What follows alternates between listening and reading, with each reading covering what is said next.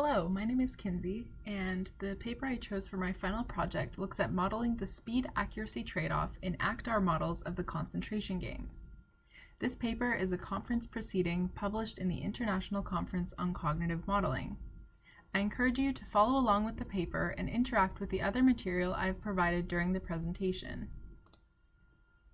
First of all, I'm going to talk about the cognitive phenomena being modeled in this study, which is the speed-accuracy trade-off. I will also talk about the task and the experiments that the researchers used to collect data.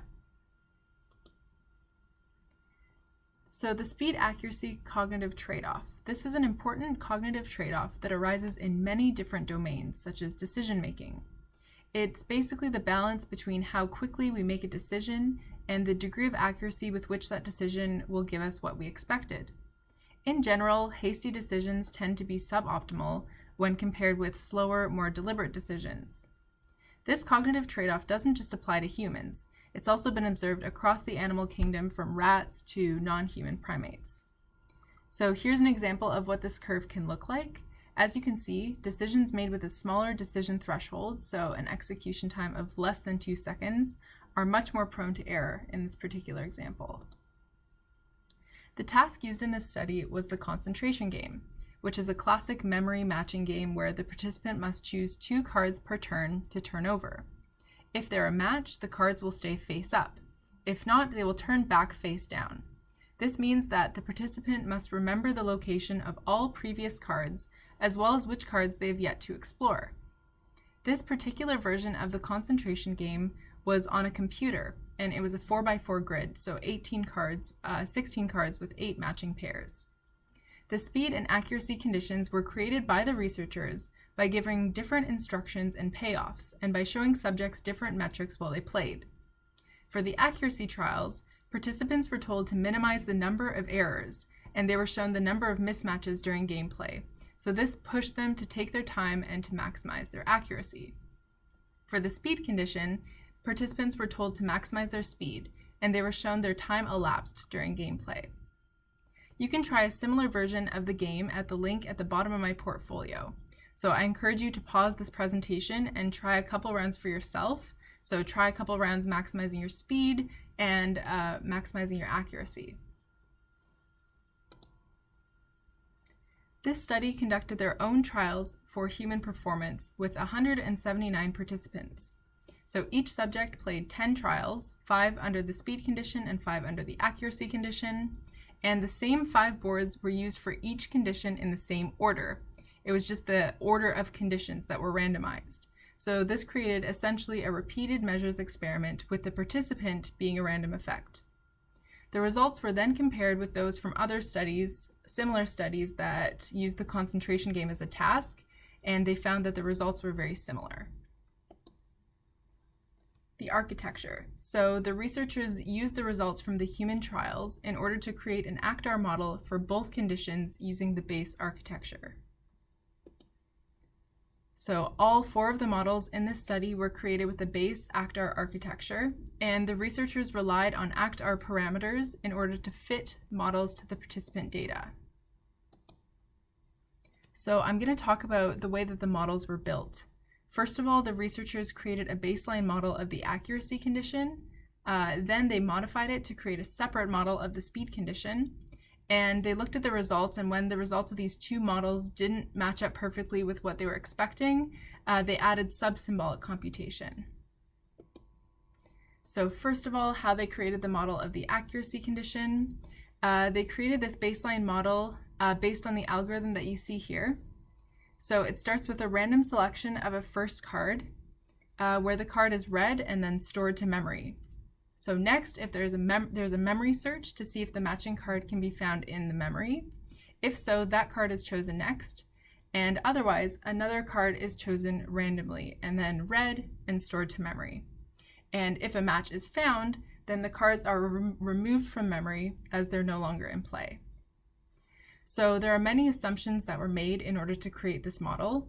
Firstly, the model has a perfect memory, so a capacity constraint had to be imposed, which limits the memory to 4 chunks at any given time. In order to test the model, a preliminary simulation of 1,000 games was run, and the model didn't quite reflect participant behavior, so the algorithm was simplified in order to better reflect what the human participants did by removing all the lines that you see here marked with blue slashes.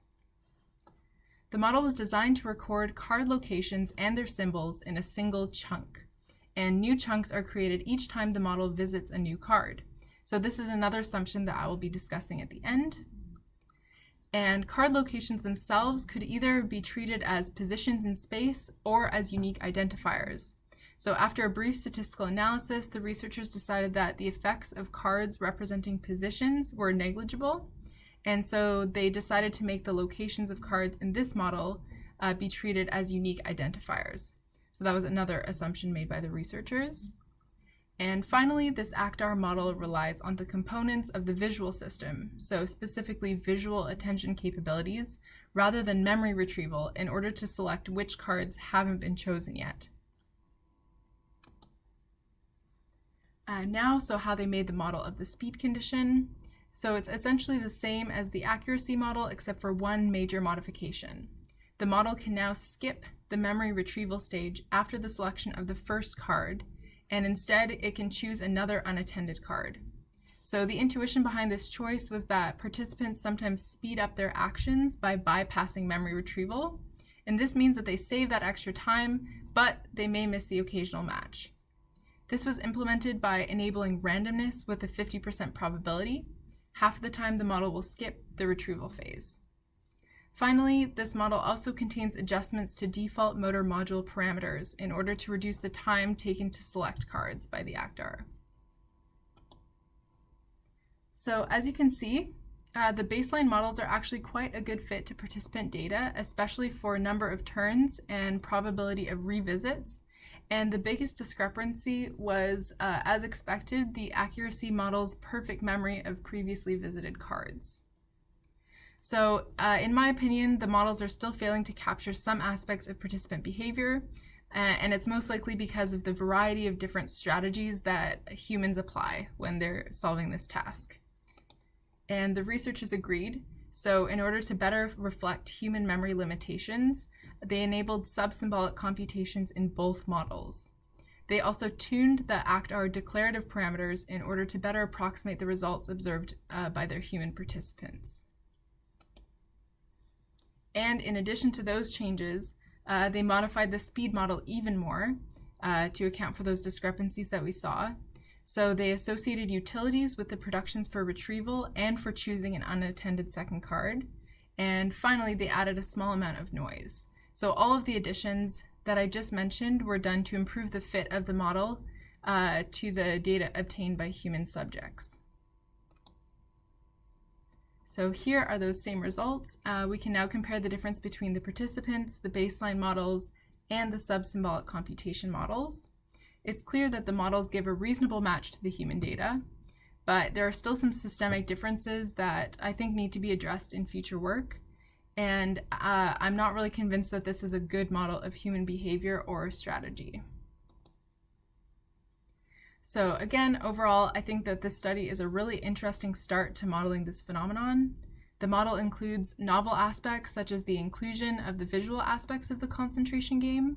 However, there are still many areas in which it needs to be improved and ways in which it can be expanded. So my first major critique is that this study may not be representative of the speed accuracy trade-off in general. There are many people that believe that cognitive trade-offs exist on a spectrum. So your particular strategy for one game may lean towards maximizing speed or towards maximizing accuracy, but you could also play a game somewhere in the middle, where you play faster than in the accuracy trial, but not quite as fast as the speed trial. And many people believe that trade-offs exist on this spectrum, and they may see this study as having created a false dichotomy, or at least as having only modeled the two most extreme cases or strategies. So this isn't necessarily a bad thing because cognitive trade-offs are very complex and can be difficult to model. And building two separate models, one at each extreme, is a great way to get started. And you personally, when you were playing the concentration game, did you feel like the speed accuracy trade-off was one or the other? Or do you feel like you could probably have a strategy somewhere in the middle? So I feel like this could be represented maybe by altering the randomness parameter in the speed model. So instead of the 0.5 it was set to, we could try setting it to 0.1, 0.25. I'd be curious to see what happens to performance when this parameter is altered. And maybe we could achieve a better model of human performance if this randomness parameter was normally distributed or slightly different for every single person. Another limitation I noticed in this study is that the models ignore the spatial layout of the cards. So the authors themselves admit that this does tend to influence participant strategies. Personally, there's one strategy that I like to use, which is to turn cards over in a systemic fashion so that I have several clues when I can't remember exactly what card was where. So that way I can work backwards and I can remember how long ago I saw the card or which cards I saw right before and right after. And I think the spatial layout of cards might be important. It might not be important to everyone, but it can definitely have an impact on strategy, and I think it should definitely be included in the model. The authors do mention that this has been proposed before by Gunzelman and Lyon in 2011. They just didn't choose to include it in their model. Another problem I noticed is how the model stores information. So as I talked about before, the models store the location and the symbol of the card together in the same chunk. And some results show that participants may remember having seen a card before without remembering its location, or they may remember a location that they tried before but not which card was located there. So you may have experienced this yourself when you were playing the game, and I think that the way the information is represented and stored should be changed to better reflect what participants are doing. Another critique is that the models have a perfect memory, which again the researchers slightly addressed. But this to me still does not seem like a great model of human memory. And I know that in order to create an imperfect memory model, the type of memory weakness must be chosen, but I still feel that the researchers should explore or at least talk about the other ways of modeling memory failure and decay, and sort of show why they chose that way, or see if there's a better way to reflect exactly what human participants were doing. And finally, the problem of averaging. So this is something that was talked about in class. How oftentimes in psychology we end up averaging over a large population rather than addressing the individual strategies that may exist. And I feel like this especially applies to tasks like the concentration game and phenomena like cognitive trade-offs. So again, cognitive trade-offs can be very complex, and I'm not convinced that a simple model like this fully captures the wide variety of different strategies applied by individuals, especially in a natural setting. And the authors admit the focus of their work was on model fitting in general, and they have not yet extended their work to include modeling of individual participants and their strategies. So overall, I found that this model is a great place to start and can definitely be expanded. Thank you for your time, and I look forward to hearing any comments or feedback that you may have.